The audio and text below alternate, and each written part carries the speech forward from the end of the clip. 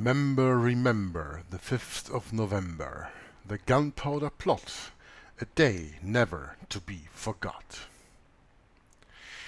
I think it is quite appropriate to start a new book reading, which is called The Secret History of the Jesuits, with a little reminder of remembering the Gunpowder Plot of 1605, without which we would not be in the possession of the King James Bible today.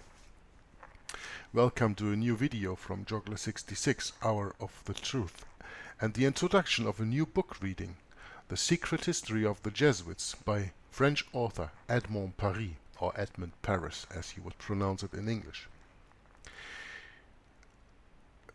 The remembrance on the 5th of November, I started it that way because today we have the 6th of November, and yesterday on the 5th of November I recorded the first German reading of this book. Fitting, of course, on the 5th of November, so I thought even we have today a day later I can start the same way. Also because there are a lot of people who have no idea that the Gunpowder Plot ever took place, what it was all about, because they only know this movie that is out in the mainstream media that is called V for Vendetta, and dealing with a person there called Guy Fawkes, who is actually there presented as a hero, which he was not, because he was a Jesuit. And what are the Jesuits all about? Well, that is something that we are going to find out in the book reading The Secret History of the Jesuits. Now, I've read Rulers of Evil online and made a playlist on that. I've read Babylon Mystery Religion from Ralph Woodrow online and made a playlist of that. And of course, you know, I just finished the book All Roads Lead to Rome from Michael de Semlyen, about the ecumenical movement and also about the workings of the Jesuits. And I thought that this book, The Secret History of the Jesuits, published in 1975 by author Edmond Paris, would be a very nice continuation in the same spirit. Also, this is the second book that I am reading simultaneously in English and German at the same time. But I have to say that I do not make any complicated work in the video work of this book reading. I will just put a few pictures in there, and I try to quote-unquote entertain you with the reading and the truth of this book, The Secret History of the Jesuits, which is absolutely in line with everything that I've read before, and will also probably be in line with everything that I read after this. Now you say, well, that's the 6th of November when he records this, but we are now, I don't know when I'm gonna publish this, but it's quite some time ago, because I still have to finish a few videos on the book Behind the Dictators, which I also read. And have a look at the playlist, because Behind the Dictators is dealing a lot with the same things that The Secret History of the Jesuits deals with, because Behind the Dictators deals with the relationship of the Third Reich, the National Socialist Reich of Adolf Hitler, and the connection to the Roman Catholic Church. And that are also things that are discussed in this book from Edmond Paris. So if you are not familiar with that, go to the playlist Behind the Dictators and have a look at that. And what I wanted to say actually is that after reading all these books, we know the importance of the Jesuits. And surely when we are aware of what the 5th of November, the Gunpowder Plot, was really all about, we are very much aware of what the Jesuits are doing and dealing with. We have to understand that if the Gunpowder Plot from the 5th of November in 1605 would have been successful, we would not be today in the possession of the only, in my eyes at least, and I don't even discuss that subject anymore, but we would not be in the possession of the only uncorrupted Word of God, the King James Bible. You have to understand that whenever you're going to do discussion on that, that all the forgeries of the Bibles only came because the Jesuits hated and still hate the King James Version of the Bible. That's why they wanted to have this Gunpowder Plot to get King James out of there, because just a year before he started with the commission to work on an English Bible, which became then the 1611 King James Authorized Version. And it was not authorized by King James anyway. It was authorized by the people because of their extensive knowledge and their extensive use of that Bible. That's why that Bible is called the authorized version.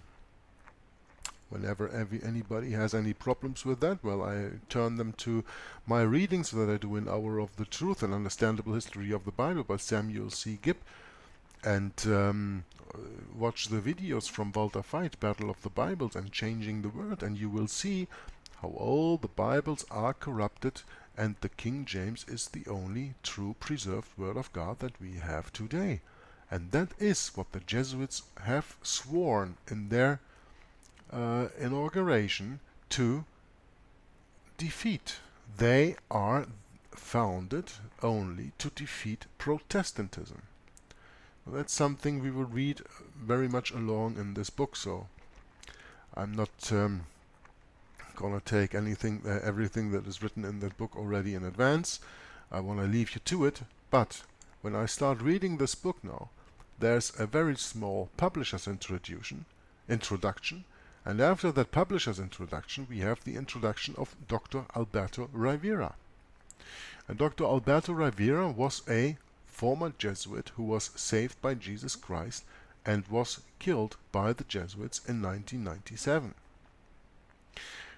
Now, some people think that Alberto Rivera is legit.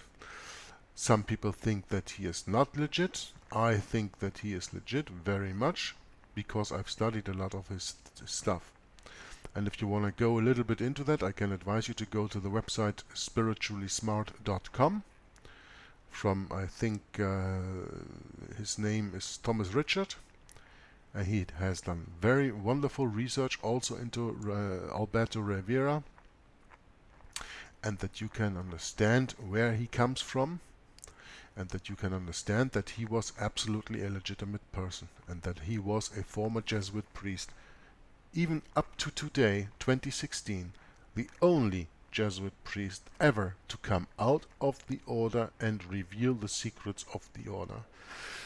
Now, of course, there is that little thing that you have to keep in mind and say to yourself, well, once a Jesuit, always a Jesuit. Actually, that is true, and I wouldn't trust any Jesuit, actually. But Alberto Rivera I trust. And why is that? I mean, it's a gut feeling, and it's about what he said, and it's that you have to understand that God still is in control. And that God called Alberto Rivera to do the things that he did. And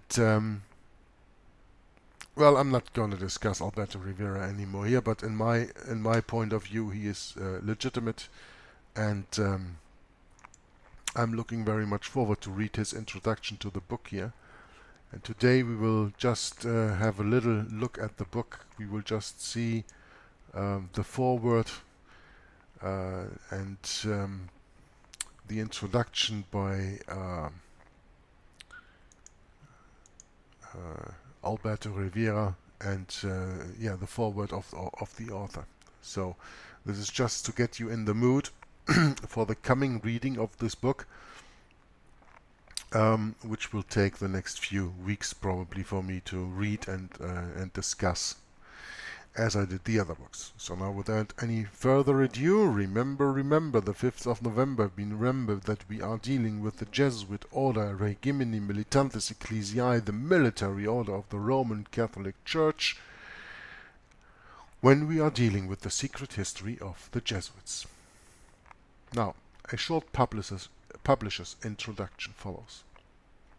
There is no other person more qualified to introduce Edmond Paris' book, The Secret History of the Jesuits, than Dr. Alberto Rivera, a former Jesuit priest under the extreme oath of induction, who was trained in the Vatican and briefed on the history of the Jesuits. The information in this book is factual and fully documented, and it should be read by every Bible-believing Christian in the United States and Canada. And, of course, I have to add here, it should be read by every Bible-believing Christian all over the world. It is not only important for Americans, it is very important also for Europeans and for the rest of the world, because this book deals most of the time with the Second 30-Year War, starting in 1914 to 1945. The Second 30-Year War, because the first one was from 1618 to 1648, to kill more than 12 million, mostly German, Protestants at that time. And because this Second 30-Year War between 1914 and 1945 were called World Wars, I think it is in the interest of all the people in the whole world, not only in the United States and Canada, to understand this. That's also why I read it in German, because there are a lot of German-speaking people spread all over the world, and of course all the English-speaking people can enjoy this English reading of the book, The Secret History of the Jesuits. Now the Bible says in Hosea 4 verse 6, quote, "My people are destroyed for lack of knowledge," unquote. And that is the reason why I'm reading this and other books. Because there are so many things that are wrong in our education system today. Our education system is an indoctrination system, and the education is led by the Jesuit order. So they teach what they want to teach, they teach what they find important, and they teach their history, and that is not the true history. And unless you are familiar with the true history, you cannot even understand the Bible correctly. Because in the Bible we are speaking about prophecies, and prophecies in the Bible are just history spoken of history in advance. So when you are taught wrong history, you cannot match the history you are taught in this world with the prophecy God wrote in His Word. And that's why it is very important to have a real knowledge of a real history, and to be aware of that the teachings of history in this world are all controlled by the Jesuit order. And because of that lack of knowledge, as Hosea says, "My people are destroyed for lack of knowledge." First of all, because they are indoctrinated with false quote-unquote knowledge, and second of all, because they are distracted from studying things like history and the Bible, of course, in these days, because it is so much easier to have an iPad and watch a movie on there and get distracted by, I don't know, poker games or online gaming or watching online television series or movies and all that stuff, and being caught up in social media like Facebook and Twitter and I don't know what all. That's all so much easier and so much more convenient than doing a study of things that are really important in our life, and therefore my people are destroyed for lack of knowledge. So we come to Dr. Rivera's introduction now. The most dangerous of men are those who appear very religious, especially when they are organized and in a position of authority. They have the deep respect of the people who are ignorant of the ungodly push for power behind the scenes. These religious men who pretend to love God will resort to murder, incite revolution and wars if necessary to help their cause. They are crafty, intelligent, smooth religious politicians who live in a shadowy world of secrets, intrigue and phony holiness. This pattern, seen in the secret history of the Jesuits, spiritually speaking, can be seen in the scribes, Pharisees and Sadducees at the time of Jesus Christ. This same evil spirit directed the Roman emperors to issue the 10 murderous decrees to persecute the early Christian church. The early fathers observed most of the ancient Babylonian system plus Jewish theology and Greek philosophy. Now this is a very important sentence that you just cannot read and go over it, because you really have to understand that, you have to put that in. The quote-unquote early fathers observed most of the ancient Babylonian system plus Jewish theology and Greek philosophy. What does that mean? That they observed ancient Babylonian system plus Jewish theology means that's where the Talmud comes from. That was the mixing of the holy with the profane. The word of God and the teaching of God, which I call in the first place Jewish theology, with the Babylonian system. And that then became the new Jewish theology. And of course afterward Greek philosophy. And we all know that the Roman Catholic Church is built upon Greece. Because when you read Revelation 13, where there is a beast described that comes out of the sea, out of many tongues and nations and peoples and kindreds, or what's it called? Yeah? That beast has the appearance of a leopard. And the leopard was the beast of Greece. And Greek philosophy is what the Roman Catholic Church, most and for all, is based upon. You don't have to believe me, just turn to the workings of the so-called evangelical doctor with the name of, let me get this here in a second, Thomas Aquinas, who wrote a 5-part, very, very, very big work, and that is called Summa Theologica. And he based everything that he wrote in there on Plato, Socrates, and Aristotle, the 3 philosophers of Greece in that time. And he is called the evangelical doctor of the Roman Catholic Church because they love his teaching. So that comes from philosophy, that comes from men's teaching, not from God. So the early fathers observed most of the ancient Babylonian system plus the Jewish theology and Greek philosophy. They all perverted most of the teachings of Christ and his apostles. They paved the way for the Roman Catholic machine that was to come into existence. Piously, they attacked, perverted, added to, and took away from the Bible. This religious antichrist spirit working through them is seen again when Ignatius de Loyola created the Jesuits to secretly accomplish 2 major goals for the Roman Catholic institution.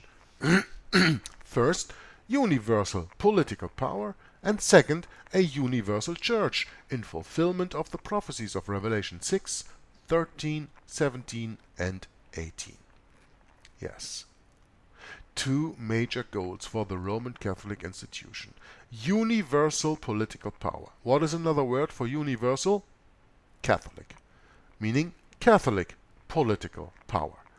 And of course, when you go to my readings that I've done before, Rulers of Evil, Babylon Mystery Religion, Behind the Dictators, all the other things, you will always already know that I always said, and I proved it in these readings that I've just summed up, that the Roman Catholic Church in the first place is a political power that hides itself under the veil of quote-unquote Christianity.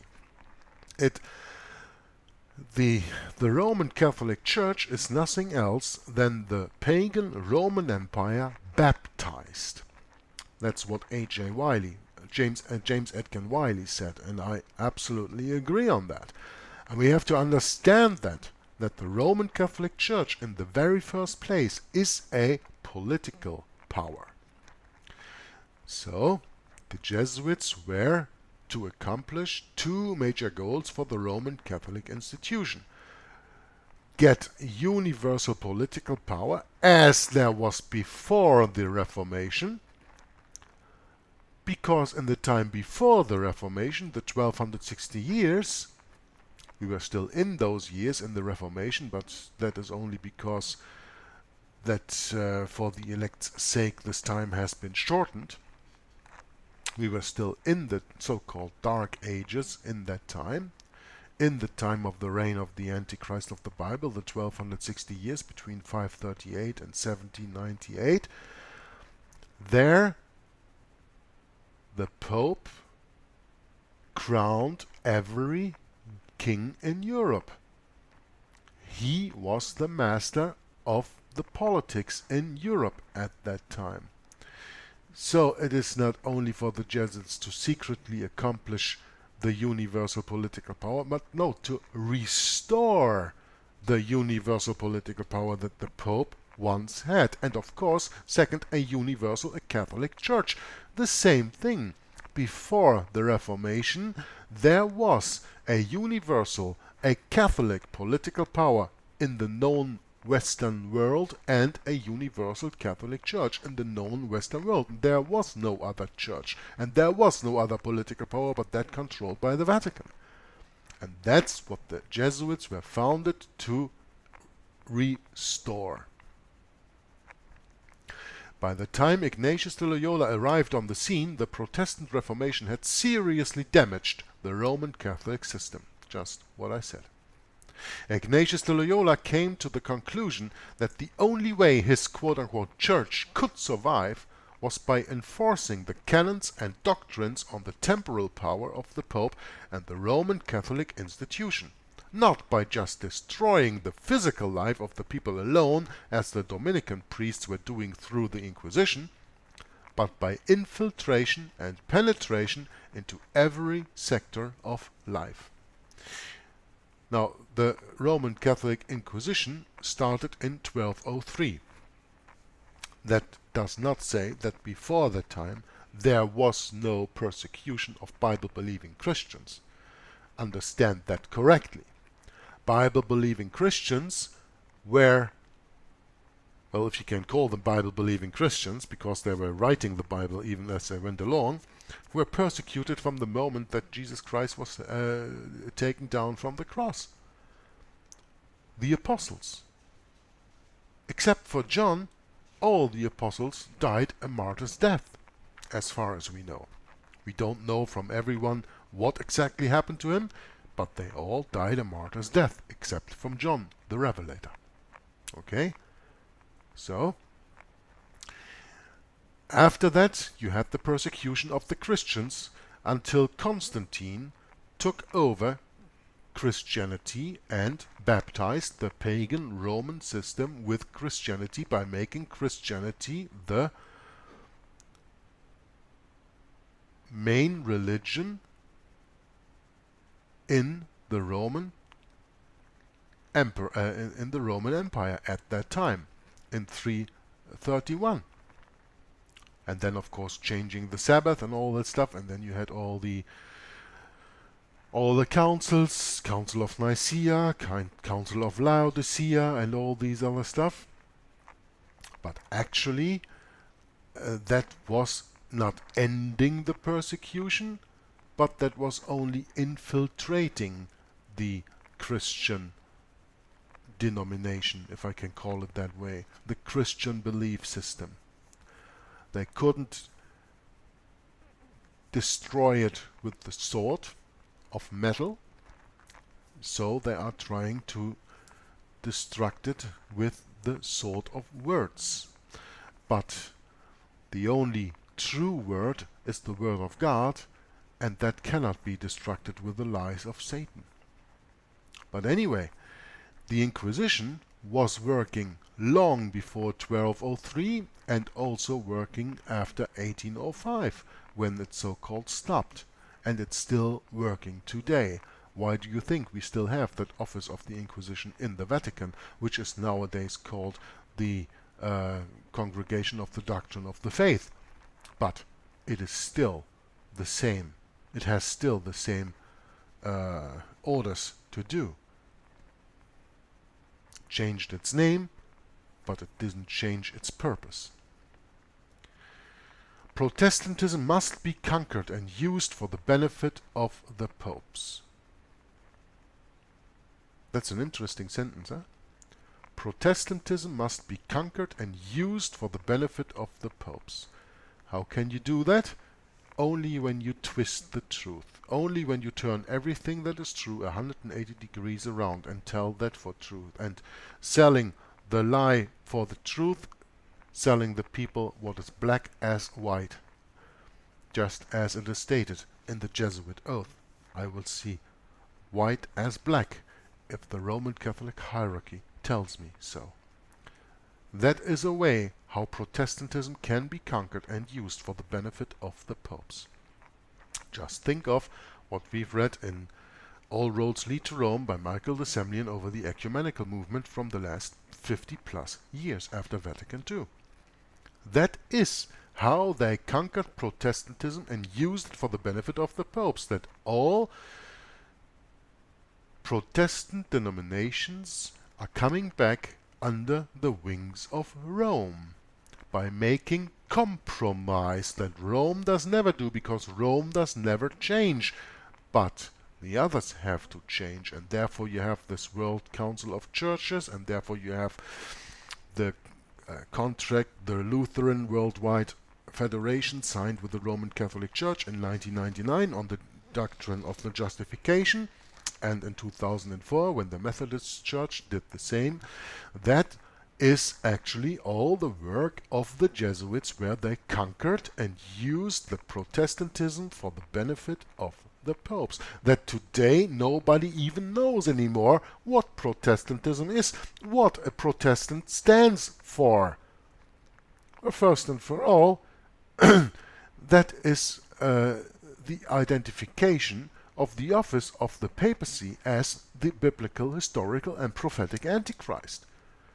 Now go to your local church, ask your pastor or your priest who is the Antichrist of the Bible, and you will get all answers that you can imagine, but you will never get the answer that it is the papacy.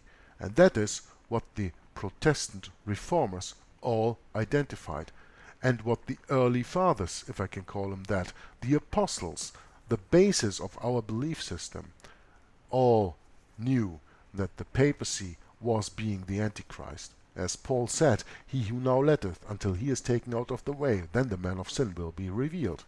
He who now letteth is the Roman emperor at that time.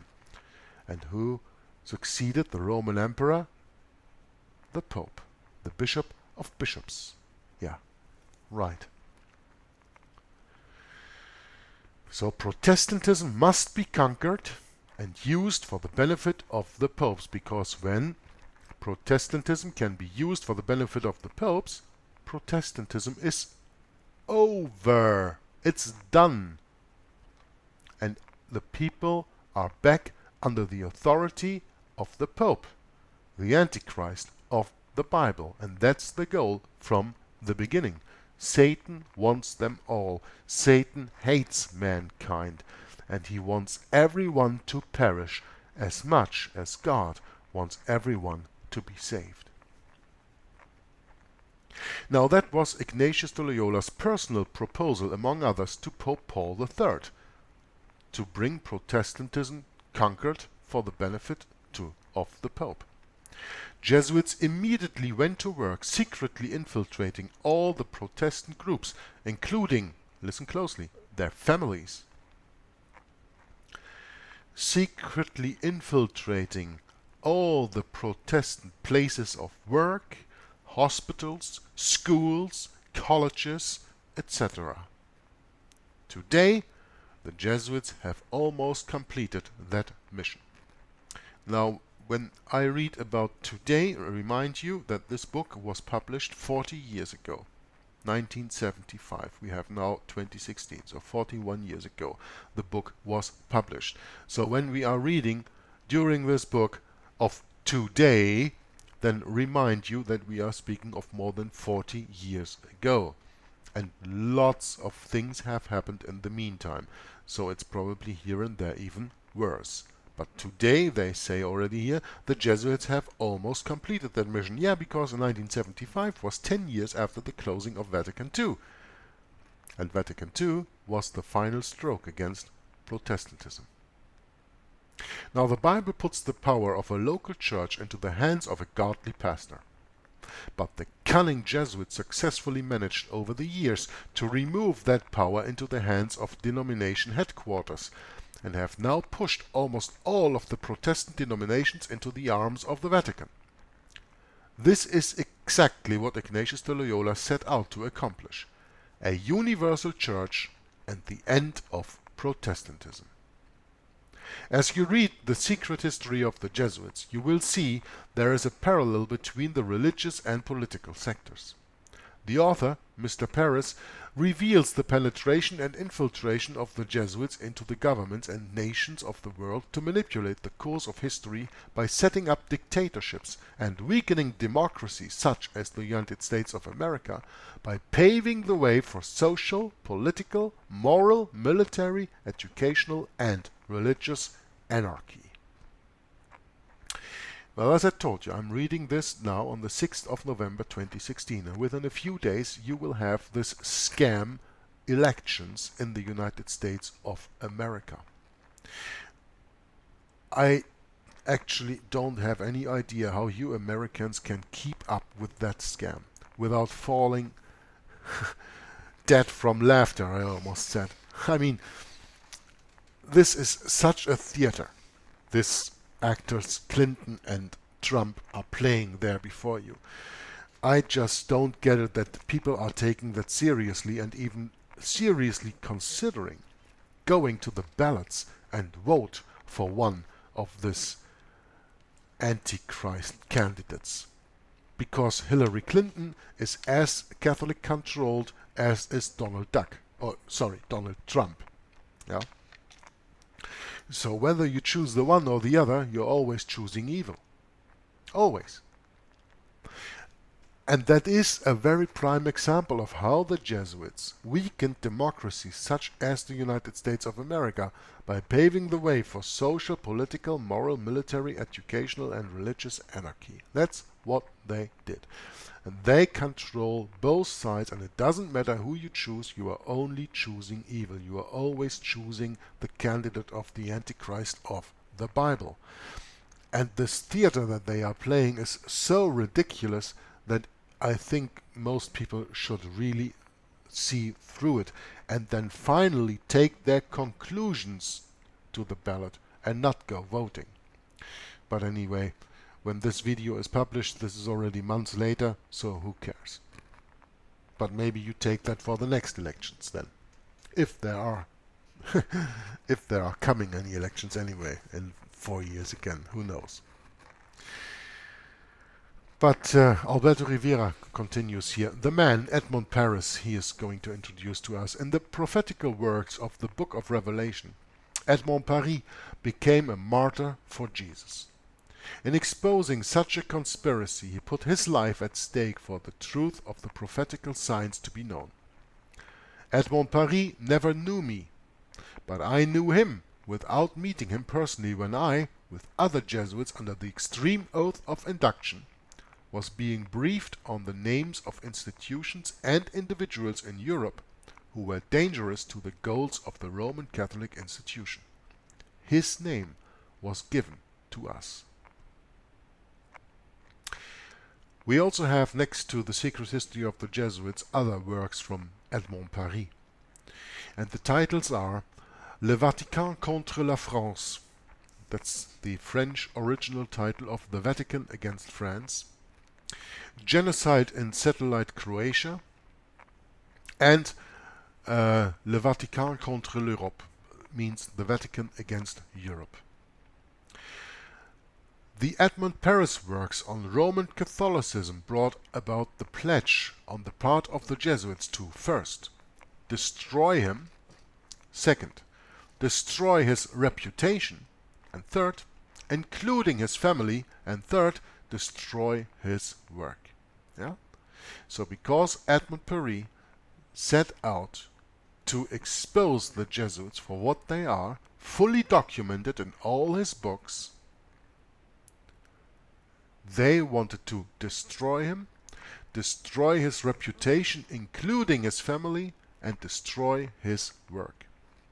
And even now these great works of Edmond Paris are being tampered with but we are praying that God will continue to preserve them when they are most needed for the salvation of Roman Catholic people. And not only Roman Catholic people, let me make this sure. It doesn't matter what belief system you follow, whether you follow Catholicism, whether you follow Islam, whether you follow Buddhism, whether you follow Hinduism, whether you follow the so-called Protestant belief system, the apostate Protestant belief system. I don't mean when you're a Bible-believing Christian, I mean when you are a Protestant who is organized in any church, Methodist, Baptist, Lutheran, whatever, even Seventh-day Adventist, whatever denomination, so-called, you're in,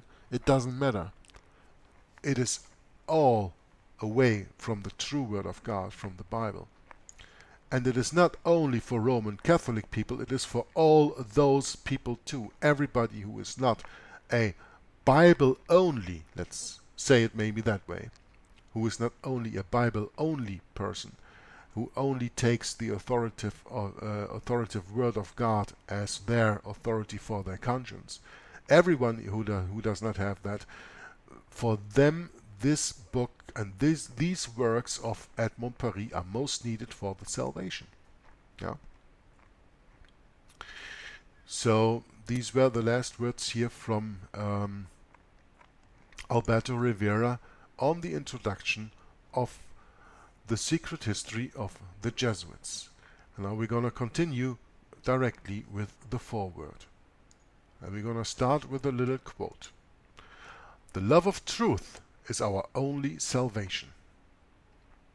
That is a quote from John Guéhenno from the French Academy. The love of truth is our only salvation. And where is the only truth to be found? In the Word of God. "I am the way, the truth, and the life, and nobody comes to the Father but by me." Jesus Christ is truth, and truth is only to be found in Jesus Christ, and salvation is only to be found in Jesus Christ.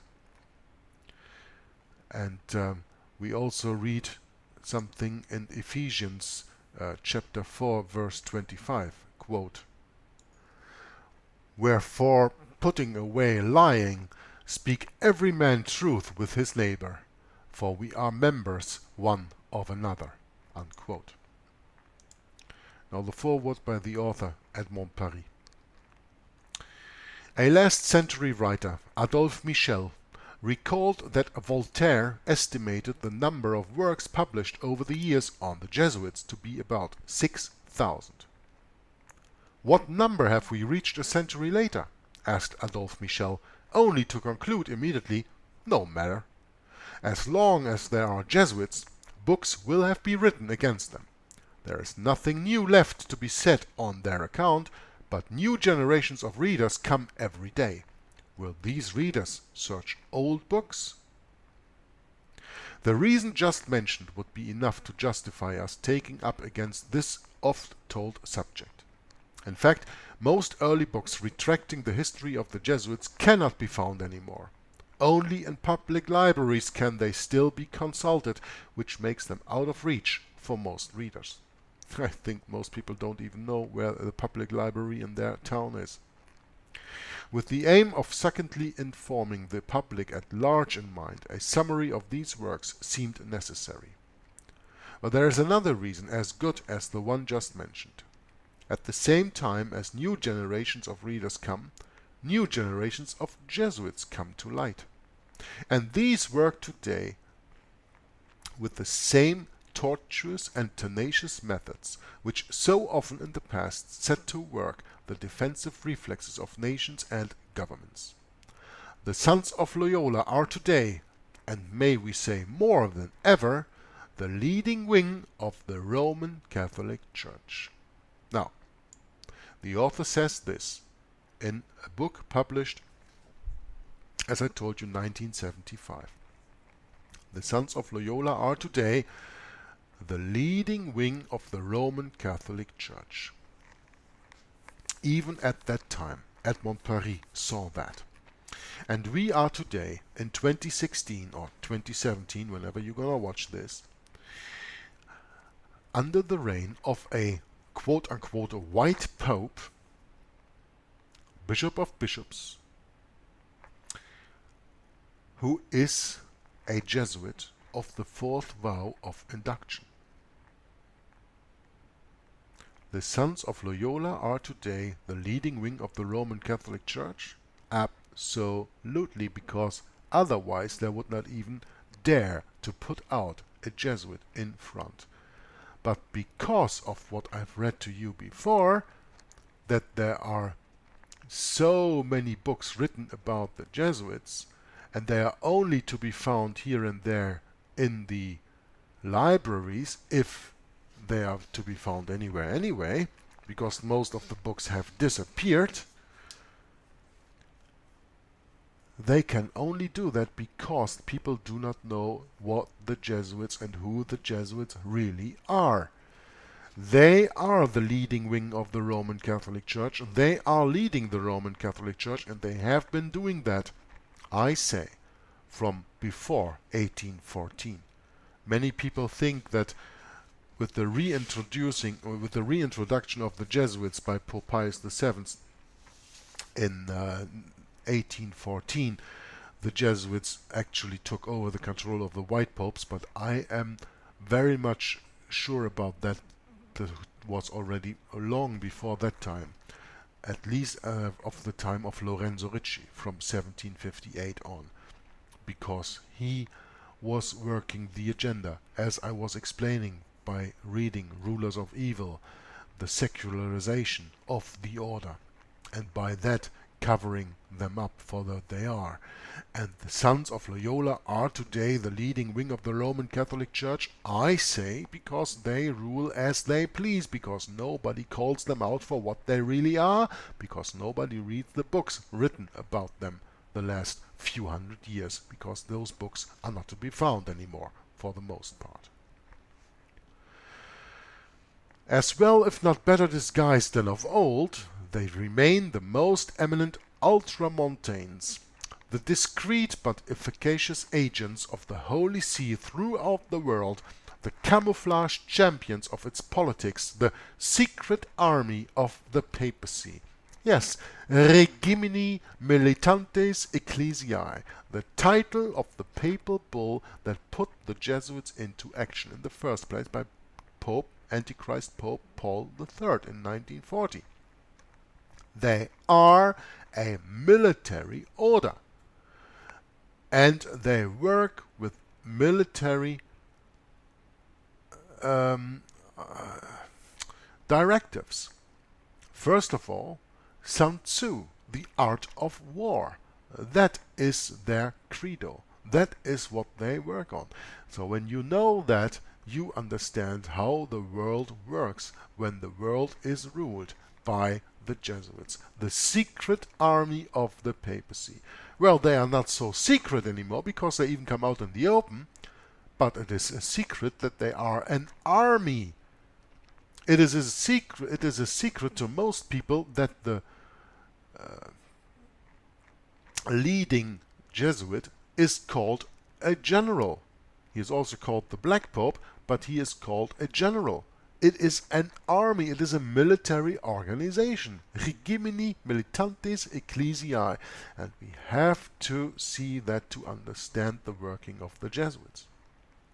Now, for this reason, the subject of the Jesuits will never be exhausted, and even though the literature concerning them is so plentiful, every epoch will have the duty to add a few pages to it, to mark the continuity of this occult system started 4 centuries ago for the great glory of God, but in fact for the glory of the Pope. Which of course in Roman Catholic circles is the same, because in Roman Catholic circles the Pope is God. Because the Roman Catholic Church teaches that the Pope is Jesus Christ hidden under a veil of flesh. In spite of the general move towards an ever-increasing laicization, in spite of the ineluctable progress of rationalism, which reduces a little more every day the domain of dogma, the Roman Catholic Church wouldn't give up the great purpose which has been her goal from the beginning: to gather under her crosier all the nations of the universe. Crosier is cross, okay? To gather under her crosier all the nations of the universe. One world religion, one world government, one world economy, the economy led by the Jesuits, Knights of Malta, most and for all, who are in possession of all big companies in the world, with the globalization becoming less and less companies and all under their control. And of course, with the combining of state and church, you have the one world religion and the one world government in the same hand. The hand of the Pope. Go back to my reading of All Roads Lead to Rome to get an understanding of that. This monumental mission must go on, whatever happens amongst pagans as well as amongst separated Christians. You know, that is the new term they have for heretics since the Second Vatican Council in 1965, separated Christians or separated brethren. The secular clergy having, in particular, the duty to hold the acquired positions, which is quite arduous nowadays. It is up to certain regular orders to increase the flock of the faithful by converting the heretics and pagans, a work even more arduous. The duty is to preserve or acquire, to defend or attack, and at the front of the battle there is that mobile force of the Society of Jesus, the Jesuits. Properly speaking, this society is not secular, nor regular in terms of its constitution, but a kind of subtle company intervening where and when it is convenient in the church and outside the church. In short, quote, the agent most skillful, most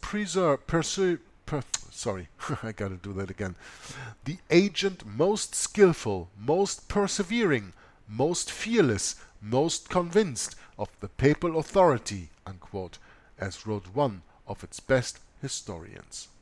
Yeah? I'm going to read that sentence again because I butchered that a little bit. Sorry for that.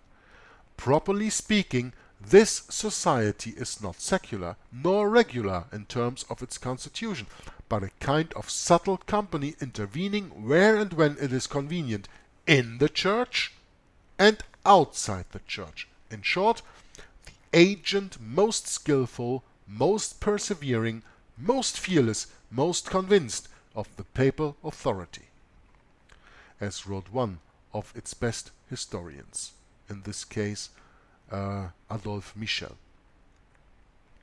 We will see how this body of Janissaries was formed, what service without price it rendered the papacy.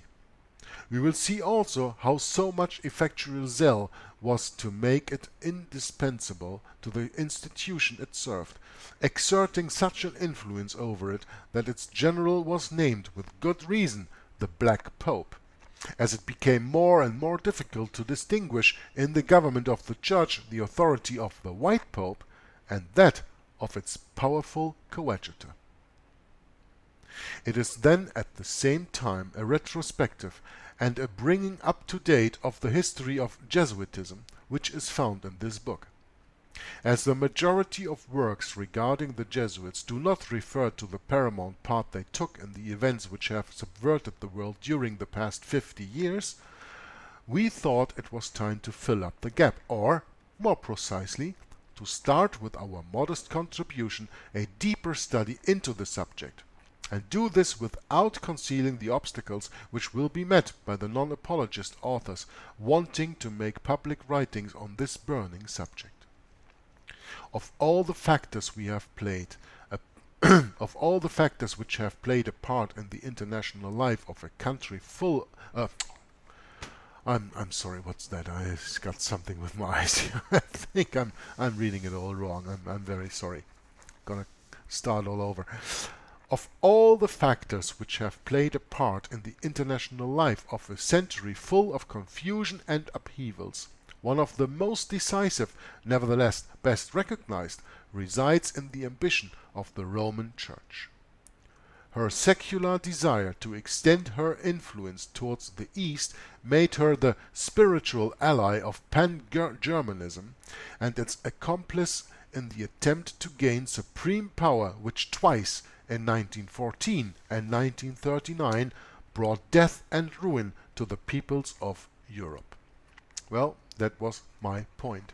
This second inquisitional 30-year war between 1914 and 1945, when it ended and broke out 1914 and 1939.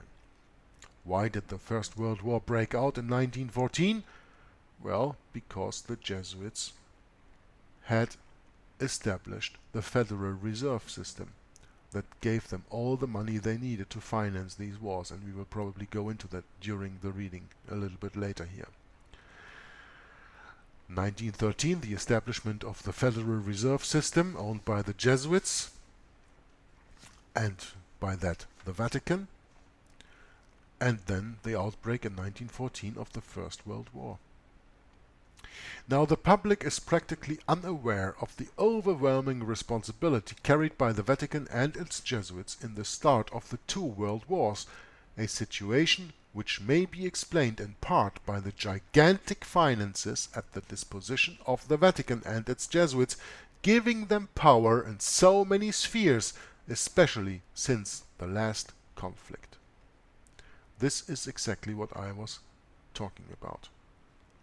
Founding the Federal Reserve System in 1913, giving the Vatican and its Jesuits the power in so many spheres, and first and for all, the gigantic finances at the disposition of the Vatican.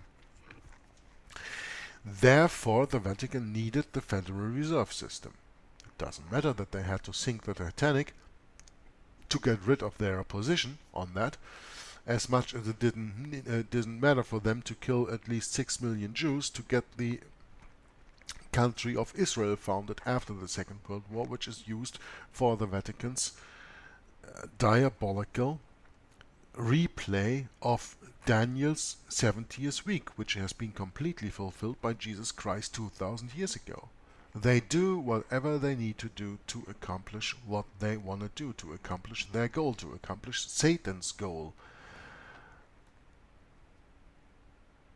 And they sacrifice everybody who is in their way. They don't care. In fact, the part they took in those tragic events has hardly been mentioned until the present time, except by apologists eager to disguise it.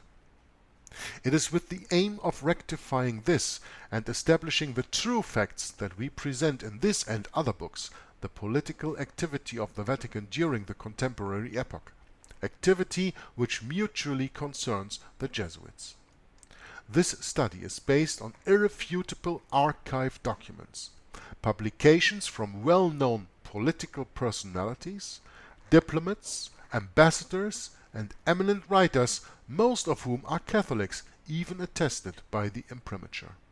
And this is a very important sentence I have to repeat, because you have to understand this book, like the other books I've read, but this book is not conspiracy theory, as many people would maybe like to call it.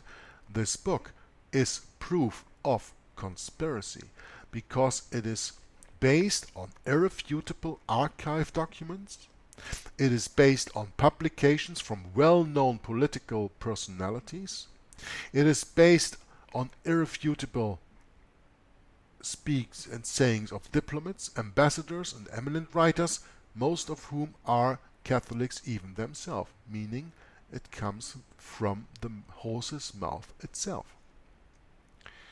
Now these documents bring to light the secret actions of the Vatican and its perfidious actions in creating conflicts between nations when it served its interest. With the help of the conclusive articles, we show that we show the part played by the Church in the rise of totalitarian regimes in Europe. These testimonies and documents constitute a crushing indictment and, so far, no apologist has tried to disprove them, because they know they would not succeed anyway. On the 1st of May 1938, the Mercure de France reminded us of what had been said 4 years earlier. Quote, "The Mercure de France of the 15th of January 1934 said, and nobody contradicted it up to today, that it was Antichrist Pope Pius XII who made Hitler. He came to power not so much through legal means, but because the Pope influenced the Centrum, which is the German Catholic Party. Does the Vatican think it made a political error in opening the way to power to Hitler? It doesn't seem so." No.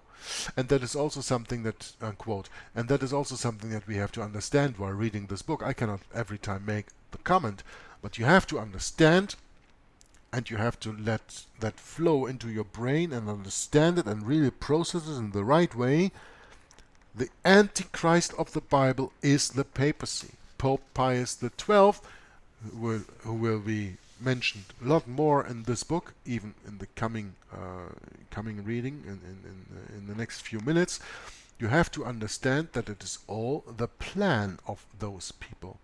So of course, for the outside they say, "Oh, didn't the Pope know about this? How is that possible? And why didn't the Pope act here? And why didn't the Pope act there?"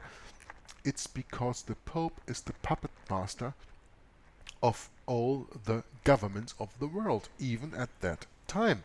Yeah, and the Mercure de France, this French newspaper, on the 15th of January 34 said no, and asked the questions if Pope Pius, that it was Pope Pius who made Hitler. Does the Vatican think it made a political error in the way to power to Hitler? It doesn't seem so. No, of course not, because it was their plan all along.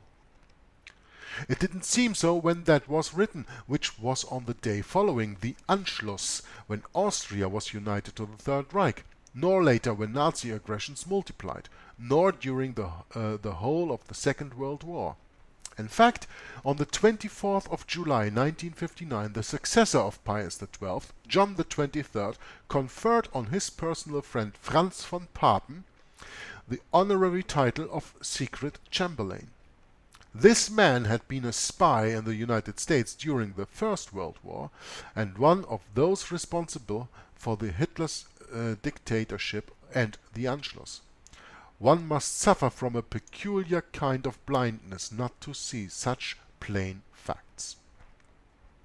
And I'm only shortly going into Franz von Papen, who was a Knight of Malta and who signed with Eugenio Pacelli in 1933 when he was Secretary of State in Vatican, the former nuncio to Germany between 1917 and 1929, the Concordat with Germany. Eugenio Pacelli, the later Pope Pius XII, working together with his also with his personal friend Franz von Papen, Knight of Malta, the power behind Adolf Hitler. Adolf Hitler was the puppet, Franz von Papen was making the politics. Yeah, and we're gonna even read about what happened to Franz von Papen here on the 24th of July. He was made the secret the title, he was given the honorary title of Secret Chamberlain. So what happened to Franz von Papen in the Nuremberg trials after the Second World War? You wanna know? Or you can guess it for yourself. Right, nothing. Protected by the Vatican, of course. Mr. Joseph Rowan, a Catholic writer, comments on the diplomatic agreement between the Vatican and the Nazi Reich on the 8th of July 1933. Quote, "The Concordat brought to the National Socialist government, considered nearly everywhere to be made up of usurpers, if not brigands, the seal of an agreement with the oldest international power, the Vatican. In a way, it was the equivalent of a diploma of international honorability." We can read that in the Catholicisme politique en Allemagne, meaning the Catholic politic in Germany, Paris 1956. Thus, the Pope, not satisfied with giving his personal support to Hitler, granted in this way the moral support of the Vatican to the Nazi Reich. At the same time as the terror was beginning to reign on the other side of the Rhine and was tactically accepted and approved, the so-called brown shirts, the SA, had already put 40,000 persons into concentration camps. The pogroms were multiplying to the accents of the Nazi march. Quote, "When the Jewish blood streams from the knife, we feel better again." Unquote. This is a part from the Horst Wessel-Lied, the song of the SA. And the SA was then done away with in the blood purge, the Night of the Long Knives in 1934. The following years, Antichrist Pope Pius XII saw even worse without being stirred. It is not surprised that the Catholic heads of Germany vied with each other in their civility towards the Nazi regime, encouraged as they were by their Roman master. One must read this disheveled ravings and verbal acrobatics of opportunist theologians such as Michael Schmaus. He was later made a Prince of the Church by Pope Pius XII and described as, quote, "the great theologian of Munich" by the publication La Croix, the Cross, on the 2nd of September 1954. Or again, a certain book entitled Katholisch Conservatives Erbgut, of which someone wrote, quote, "This anthology brings together texts from the main Catholic theorists of Germany, from Gorres to Vogelsang. It makes us believe that National Socialism was born purely and simply out of Catholic ideas." Unquote. Now I don't want to go too far into that here, but you have to understand that this Michael Schmaus that we have just learned about in this book, he was a teacher of Ratzinger in the time. Ratzinger, who then later became Pope Benedict XVI in 2000 and, what was it, 2005, right? Or 2008, I don't remember anymore, but you know, Pope Benedict XVI. Now,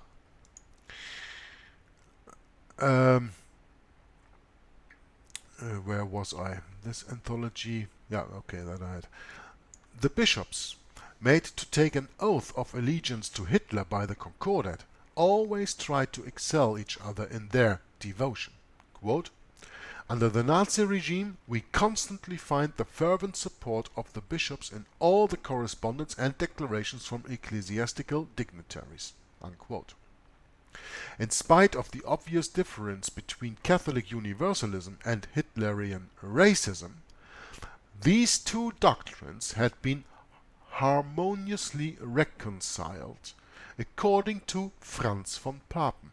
The reason for this scandalous accord was because, quote, "Nazism is a Christian reaction against the spirit of 1789. Yeah? Nazism is a Christian reaction in the spirit of 1789? Nazism is a Catholic reaction against the spirit of 1789. And this is again where the Jesuits play both sides. With their Illuminati movement, they forced the French Revolution in 1789 with the Enlightenment movement against the Roman Catholic Church on the one hand, and now they say Nazism is a Christian, meaning Catholic, reaction against the spirit of 1789. So it is only the papacy who plays both sides. You have to understand that. The French Revolution, the Enlightenment, was led by Jesuits. And Nazism is a reaction against the spirit of 1789. Well, okay, but it's not a Christian reaction, it is a Catholic reaction, because Catholics are not Christians in the biblical sense. Now let us come back to Michael Schmaus, what I just said, who was professor at the Faculty of Theology in Munich, who wrote, quote, Empire and Church is a series of writings which should which should help the building up of the Third Reich as it unites a National Socialist state to Catholic Christianity.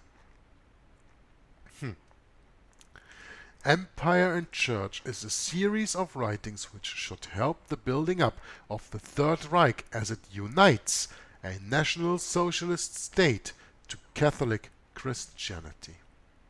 Entirely German and entirely Catholic, these writings explore and favor relations and meetings between the Catholic Church and National Socialism. They open the way for a fruitful cooperation as outlined in the Concordat.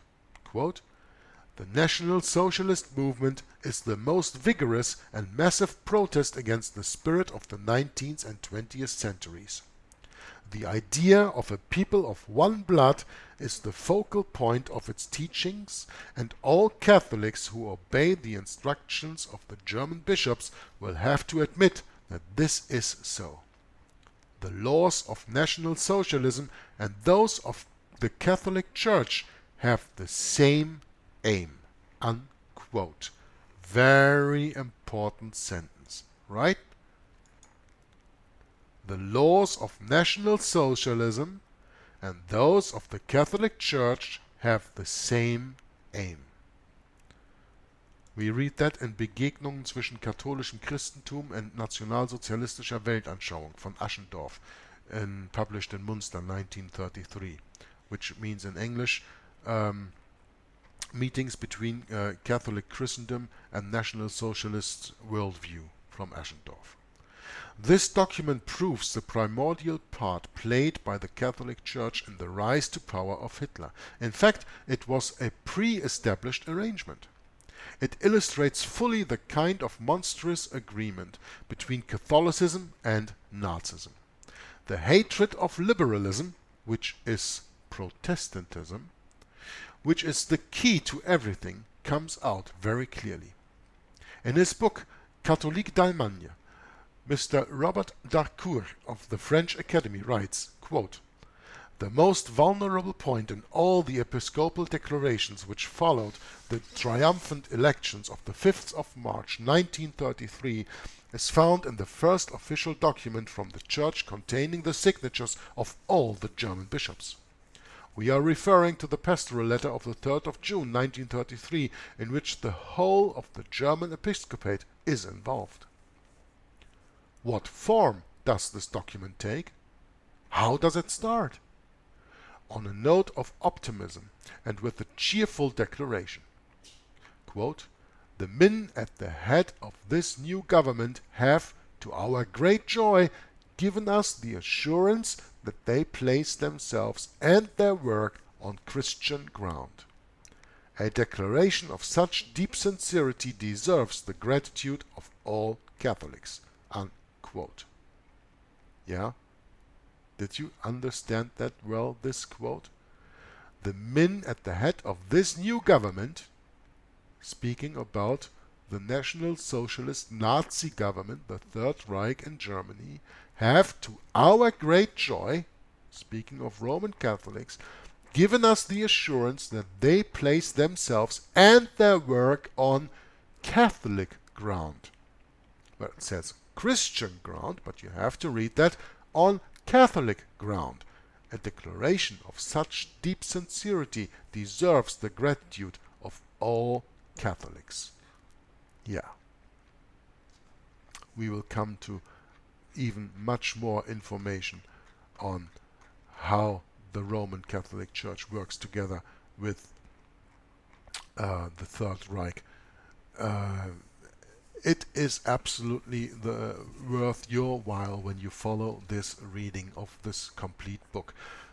Don't forget, we are only still in the foreword. And I still got a few pages to go. Sorry for the length of the video, but this is important. Since the start of the First World War, several popes have come and gone, but the attitude has been invariably the same towards the two fractions which confronted each other in Europe.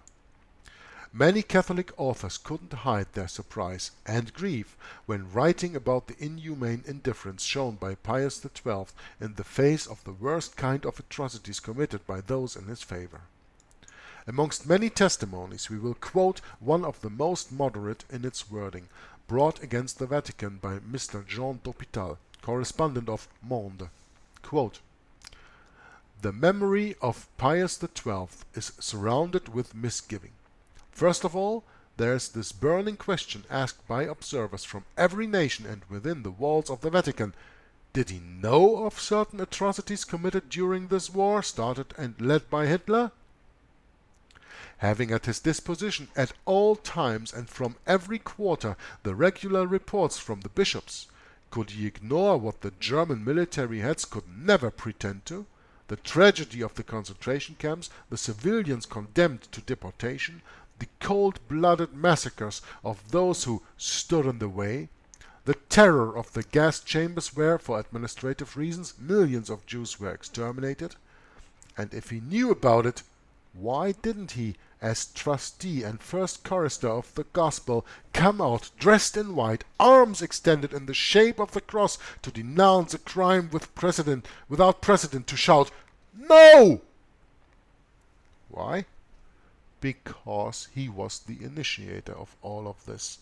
So you can write books and ask questions, but when you don't understand that the papacy is the biblical, historical, and prophetic Antichrist, you will always keep asking yourself these questions. Why doesn't the Pope come out dressed in white, arms extended in the shape of the cross, to denounce a crime without precedent, to shout, 'No, no, no, no, no'? Because he is the initiator of all of these, and just being quiet and not saying a word is easier than to say something. Well, he doesn't take any sides. He waits until it is all over and then presents himself as the quote-unquote Prince of Peace. But let's continue in the book. Pious souls will search in vain encyclical letters, speeches, and addresses of the late Pope. There is no trace of any condemnation of this religion of blood instituted by Hitler, this Antichrist. They will not find the condemnation of racism, which is an obvious contradiction to the Catholic dogma." Unquote. So, even taking into consideration my little comment in there, that was a lengthy quote from Mr. Jean d'Hôpital in the Monde, which is another word, which is the French word for world. But in this latest sentence it read, "There is no trace of any condemnation of this religion of blood instituted by Hitler, this Antichrist." No, no, no. Hitler is not the Antichrist. The Pope is the Antichrist. In his book, Le Silence de Pied Douce, that means in English the silence of Pope Pius XII, published by Durocher in Monaco 1965, the author Carlo Falconi writes in particular, quote, "The existence of such monstrosities, exterminations en masse of ethnic minorities, prisoners and deported civilians, overthrows every standard of good and evil. They defy the dignity of their individual being and society in general to such an extent that we are compelled to denounce those who have influenced public opinion, be they ordinary civilians or heads of states. To keep quiet in the face of such outrages would amount in fact to downright collaboration." Yeah. When you are silent, you are agreeing, right? That's why I made it my work to cry out who the Antichrist is. I am not silenced about the truth. I will never be silenced in the name of the truth. To keep quiet in the face of such outrages would amount in fact to downright collaboration. I do not collaborate with evil. I am exposing it. But let's continue the quote. To keep quiet in the face of such outrages would amount in fact to downright collaboration. It would stimulate the villainy of the criminals, stirring up their cruelty and vanity. But if every man has the moral duty to react when confronted with such crimes, it is doubly so of the religious societies, doubly so of their religious societies and their heads, and above all the head of the Catholic Church. Pope Pius XII never expressed a direct and explicit condemnation of the war of aggression, even less about the unspeakable crimes committed by the Germans or their accomplices during that war. Pius XII did not keep quiet because he did not know what was happening. He knew of the gravity of the situation from the start, maybe even better than any other head of state in the world. Unquote. Yes, absolutely, because he was the instigator of it all. Right. There is better still. The Vatican gave a helping hand to the carrying out of these crimes by lending some of its prelates to be made into pro-Nazi agents. These were Messengers Linka and TSHO. It also sent to Croatia its own legate, R.P. Marconi, who, with the help of Monsignor Stepinac, had to keep an eye on the work of Ante Pavelic and its Eustaches. Wherever we look, the same edifying spectacle presents itself. Now, if you want to learn a little bit more about the Eustachi, about the working of Monsignor Stepinac and Ante Pavelic, I ask you to turn to my book reading of Behind the Dictators, where there is spoken extensively on that subject. As we have already shown, it is not only this monstrous partiality and complacency that we object to. The Vatican's unpardonable crime lies in the decisive part played in the bringing about of 2 world wars. Listen to what Mr. Alfred Grosser, professor at the Institute of Political Studies of Paris University, says. Quote, "The very concise book of Günter Liwi, The Catholic Church and Nazi Germany, says that all the documents agree to show the Catholic Church cooperating with the Hitler regime."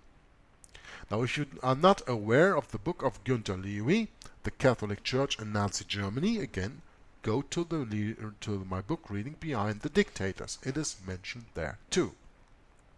Quote, "In July 1933, when the Concordat forced the bishops to swear an oath of allegiance to the Nazi government, the concentration camps were already open.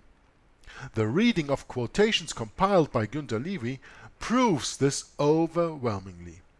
We find in them some crushing evidence from personalities such as Cardinal Faulhaber and the Jesuit Gustav Grundlach." Unquote.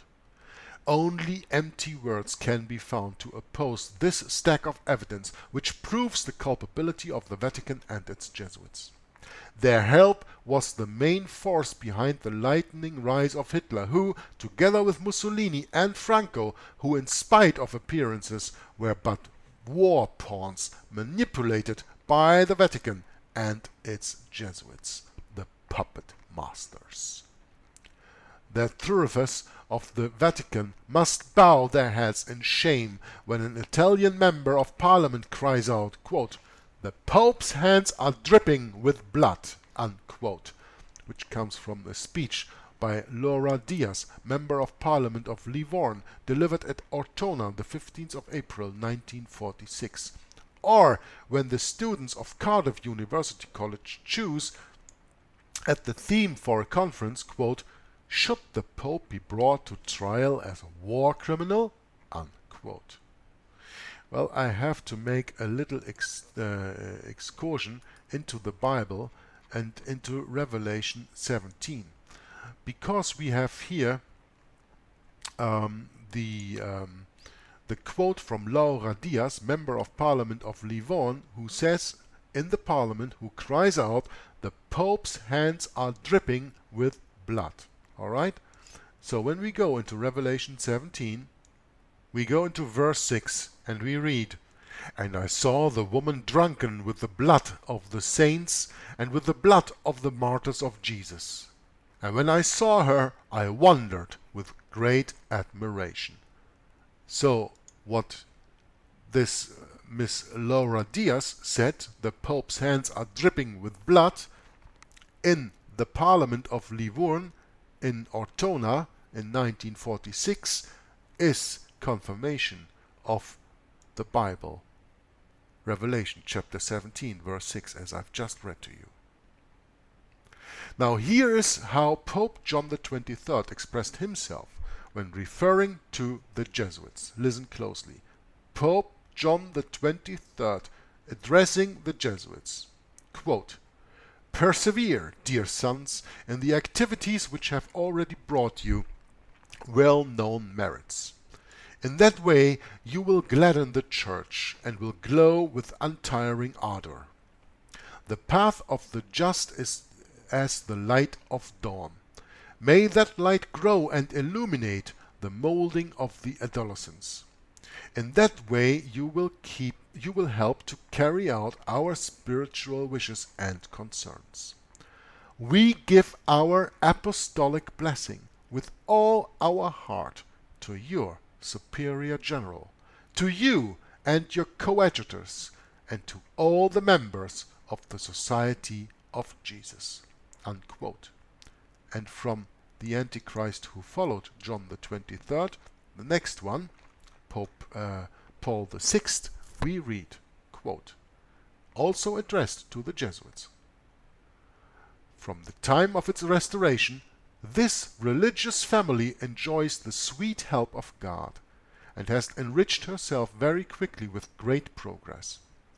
The members of the Society of Jesus have accomplished many important deeds, all to the glory of God and for the benefit of the Catholic religion. The Church needs soldiers of Christ with valor, armed with dauntless faith, ready to confront difficulties. That is why we have great hope in the help your activity will bring. May the new era find the Society on the same honorable path as it trod in the past." Unquote. Given in Rome, near St. Peter, on the 20th of August 1964, during his second year as Pope, and meaning addressing the Jesuits during Vatican II. On the 29th of October 1965, L'Osservatore Romano announced, quote, "The Very Reverend Father Arupe, General of the Jesuits, celebrated Holy Mass for the Ecumenical Council on the 16th of October 1965." Unquote. So, the General of the Jesuits, Pedro Arupe, celebrated Holy Mass for the Vatican Council on the 16th of October 1965. Here is the apotheosis of papal ethics. The simultaneous announcement of a project to beatify Pope Pius XII and John the 23rd. Quote, "To strengthen ourselves in our striving for a spiritual renewal, we have decided to start the canonical proceedings for the beatification of these two great and godly pontiffs who are so dear to us."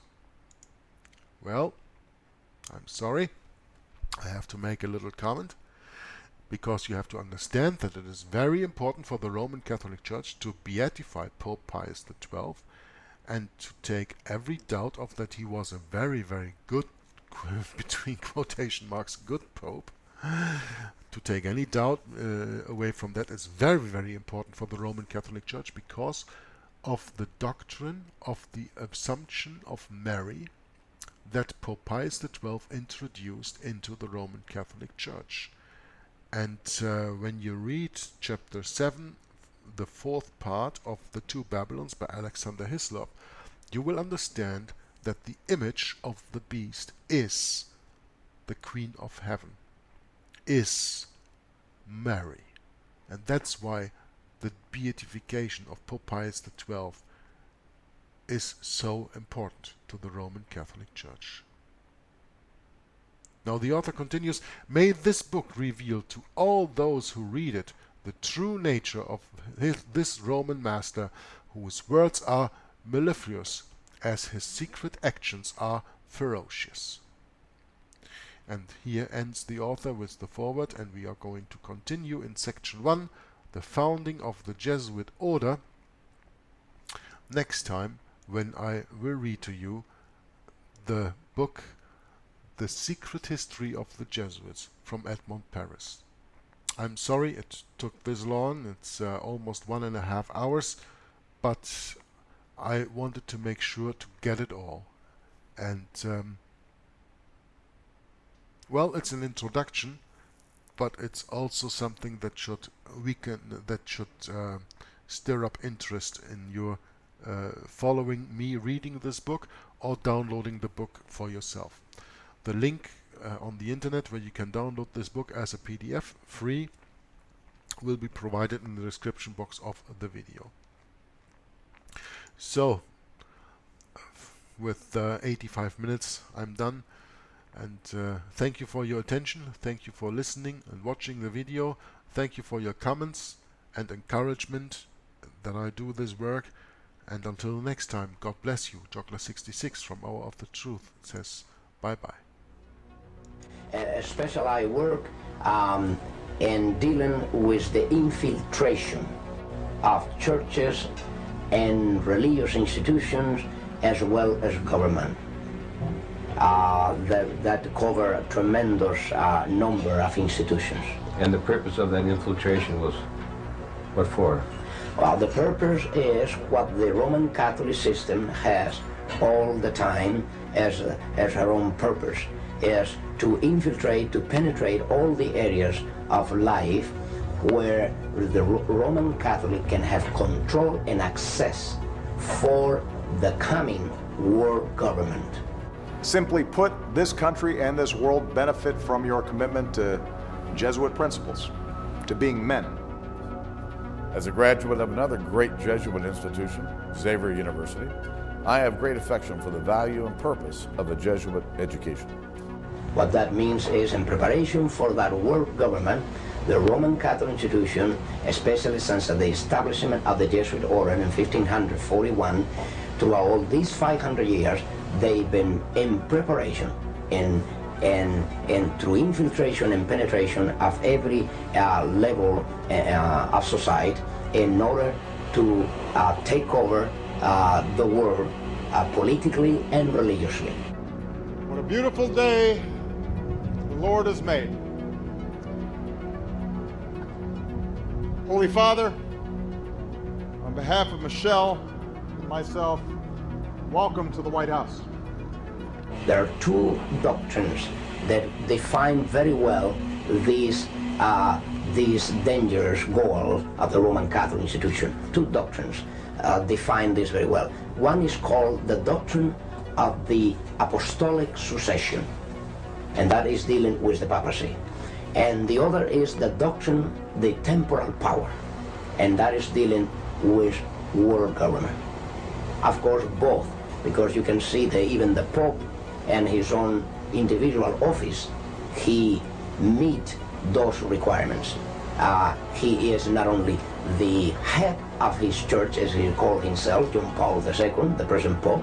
He said he is the pastor of his church. He is not only that, but he is the head of his state. It is a sign, perhaps, of how far we have come in this country that today's news of formal recognition between the governments of the United States and the Vatican did not create a furor. Once upon a time, it would have. Once upon a time, and not all that long ago, it did. From the time of President Washington, that was the first president to be utilized by the Jesuits. If you were not aware of that, President Washington already was initiated by the Jesuits to bring about the first communication with the Vatican ever known in this country. From there on, President Reagan, throughout all this time, President Reagan has come to fulfill the greatest moment in the history of this conspiracy.